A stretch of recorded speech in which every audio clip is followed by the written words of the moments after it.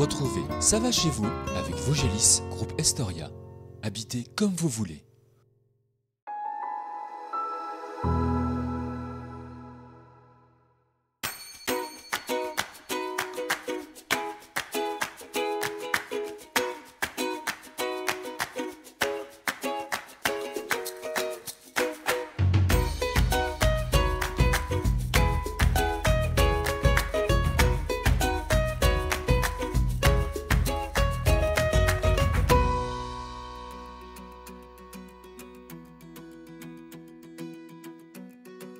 Nous sommes cette semaine à l'est du département des Vosges, à 10 km de Gérardmer, pour poursuivre notre découverte du territoire. Et c'est dans un village d'un peu moins de 1000 habitants que nous nous retrouvons. Direction Ban-sur-Meurthe-Clefcy, une commune née de la fusion en 1995 des villages de Ban-sur-Meurthe et de Clefcy. Nous partons découvrir deux lieux incontournables, la bergerie de Stréture avec Véronique Fulchin, avant d'en savoir plus sur la série du Lançoir avec Claude Janel. Mais tout de suite, Sylvia Didier-Defraisse, nous sommes avec vous. Alors vous êtes maire de la commune depuis 2014, c'est votre deuxième mandat. Pourquoi vous avez voulu vous investir dans cette commune, une commune où vous avez vécu? J'y ai grandi, je suis allée à l'école juste derrière nous. Juste derrière, voilà.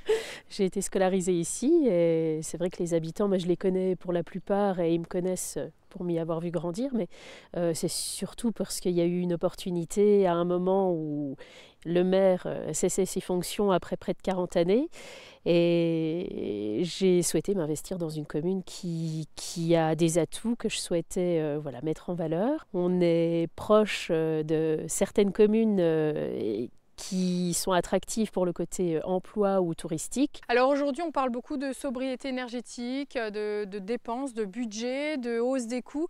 C'est quelque chose qu'il faut prendre en compte inévitablement quand on est maire d'une commune et quand on réfléchit le budget 2023, les budgets futurs aussi, c'est quelque chose à prendre en compte aujourd'hui. Oui. Et surtout quand on est maire et comptable par ailleurs. Donc les investissements, ils ont été faits il y a quelques années. Le premier investissement, il remonte à 2010 avec l'isolation des bâtiments qu'on a ici, mairie, salle des fêtes, école, et avec la programmation du chauffage. Et puis en 2018, on a investi dans l'éclairage public, on a remplacé l'ensemble des luminaires avec un abaissement d'intensité en milieu de nuit, ce qui nous permet une réelle économie. Et effectivement, on n'a pas attendu qu'il y ait des difficultés. Il y a eu une anticipation. Voilà, c'est ça. Et on en est fiers aujourd'hui de cette anticipation. C'est important. En termes de vie économique, de vie associative, le village de Ban-sur-Meurthe est actif? Oui, très très actif. Il y a beaucoup de manifestations et ça plaît beaucoup. Il y a beaucoup d'associations, d'animations. Oui. Et il y a aussi une école, vous en parliez, vous y étiez, vous, dans cette école. Oui, voilà. Ça aussi, c'est important et c'est quelque chose qu'il faut garder dans des communes. Si les associations sont ce qui fait vivre une commune, le lieu de vie, ça reste quand même l'école. Alors, on a la chance d'avoir 3 classes. Alors, des classes qui se sont vues un petit peu réduire en effectif d'enfants, puisque le nombre d'habitants, s'il n'a pas bougé, on entend beaucoup parler en ce moment du problème démographique des Vosges. Alors on ne le connaît pas à Ban-sur-Meurthe, mais on a une population qui en 10 ans a pris 10 ans. Donc forcément. Les enfants ne sont plus des enfants. Et on a un peu moins d'enfants dans les classes. Mais, une soixantaine, c'est ça à peu près? Oui, c'est ça, oui, un petit peu moins de 60. Alors on peut dire qu'aujourd'hui ça va chez vous à Ban-sur-Meurthe-Clefcy? Oui, ça va. Ça va. Ça va. Alors comment on appelle les habitants du village? Il y a le nom historique, les Bohos. D'accord. Et il y a le nom qui a été choisi en 2015 pour fêter le 20e anniversaire, qui est les Clémentois et Clémentoises. D'accord. Les projets pour 2023, Sylvia, ici dans la commune? Alors les 2 principaux projets, ça concernera la voirie, puisque des travaux sont nécessaires pour pouvoir toujours maintenir un état des routes qui soit confortable pour les habitants. Et le deuxième gros projet, ça sera le reboisement de la forêt, puisqu'on a près de 22 hectares qui ont été touchés par la maladie, par le scolite. Et pour l'instant, c'est un petit peu compliqué. On a lancé un marché, mais il n'y a pas eu d'entreprise en fait pour répondre à ce marché. Donc on ne sait pas encore à l'heure actuelle qui reboisera, mais c'est près de 22 hectares en tout cas à reboiser. Merci beaucoup Sylvia pour votre accueil. Nous continuons notre découverte du village, direction la bergerie de Stréture. À la bergerie de Stréture, le troupeau est constitué de 150 brebis qui pâturent sur une quarantaine d'hectares.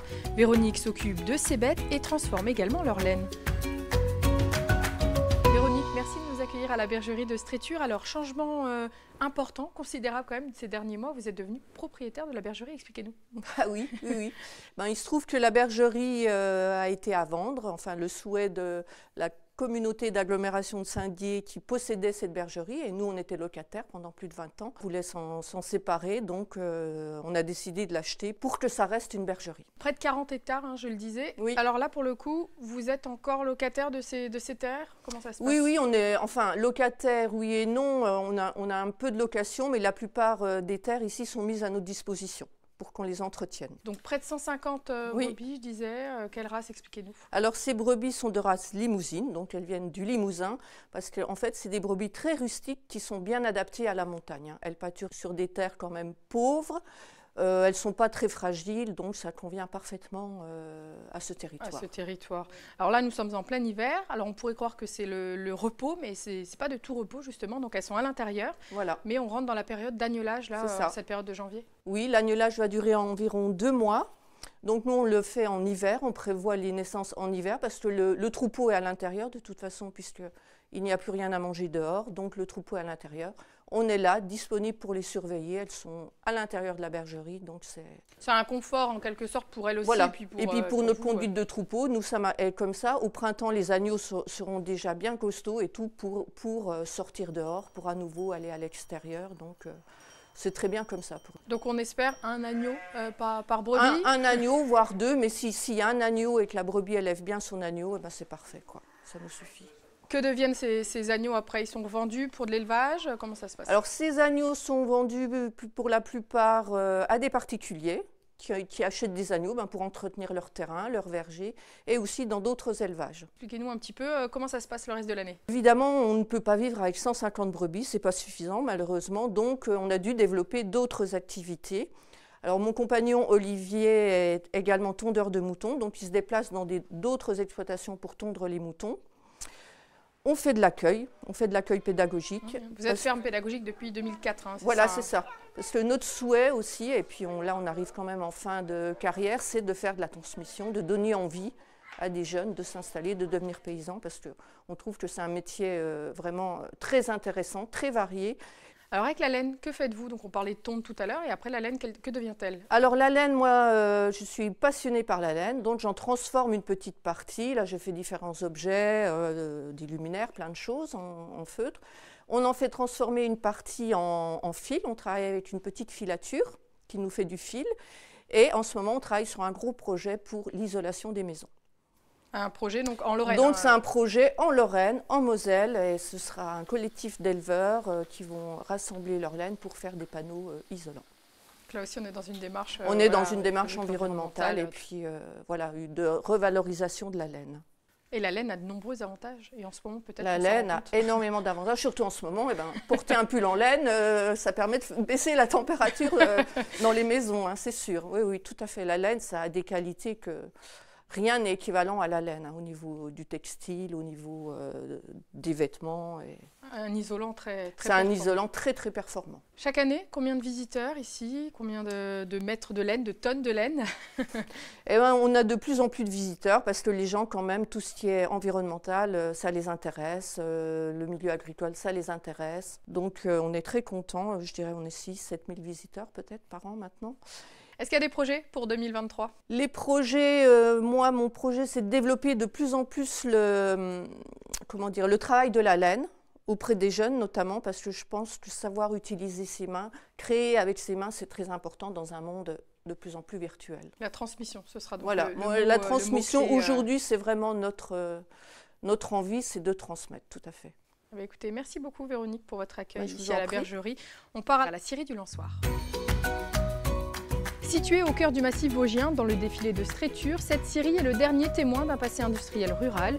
On y découvre la vie des sagars et leur ingéniosité quant à l'utilisation de la force hydraulique.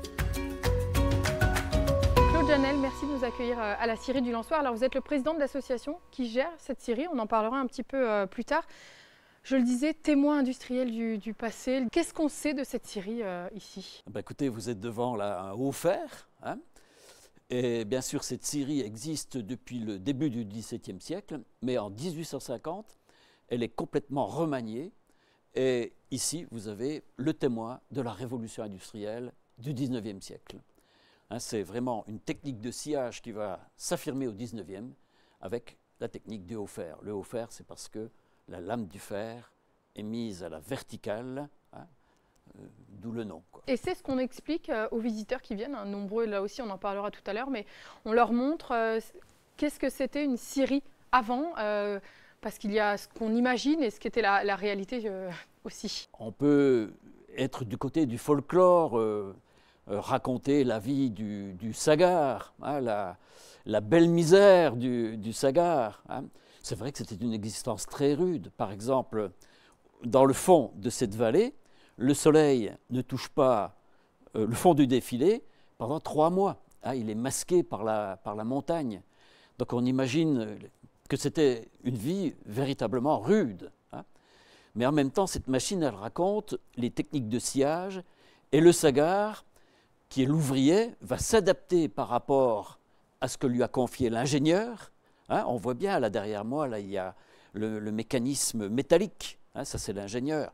Mais le Sagar, lui, il a mis en place un système, par exemple, d'alarme automatique. C'est une vieille lame. Il va chercher à optimiser la productivité de la machine. On est vraiment voilà, sur la productivité, sur l'ingéniosité du mécanisme pour améliorer le rendement quelque part aussi. Hein. Voilà, hein, et il va inventer l'arrêt automatique.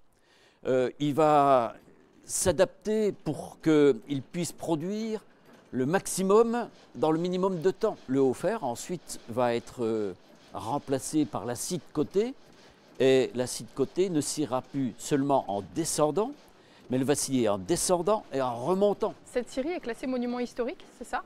Elle est inscrite. Elle est inscrite aux monuments historiques. Aux monuments historiques. Et qu'est-ce qu'on découvre pendant les visites ? Comment ça se passe une visite ? Les personnes qui nous regardent, si elles ont envie de venir, qu'est-ce qu'elles vont y découvrir ? Eh ben, d'abord, elles découvrent le chant du haut fer.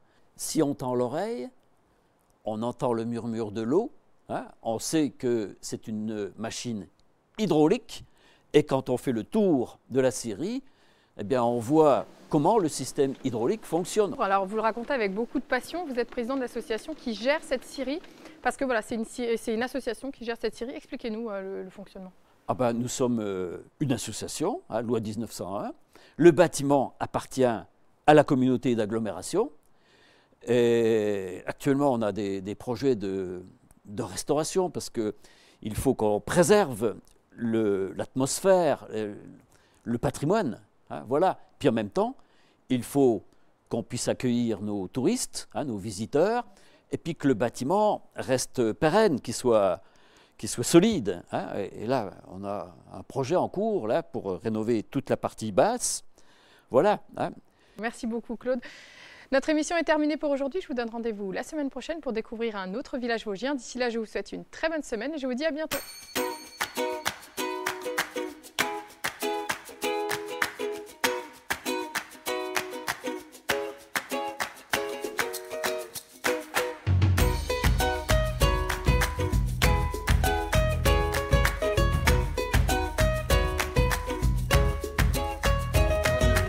Il va croire que je suis un mouton. Retrouvez Ça va chez vous avec Vosgelis, groupe Estoria. Habitez comme vous voulez.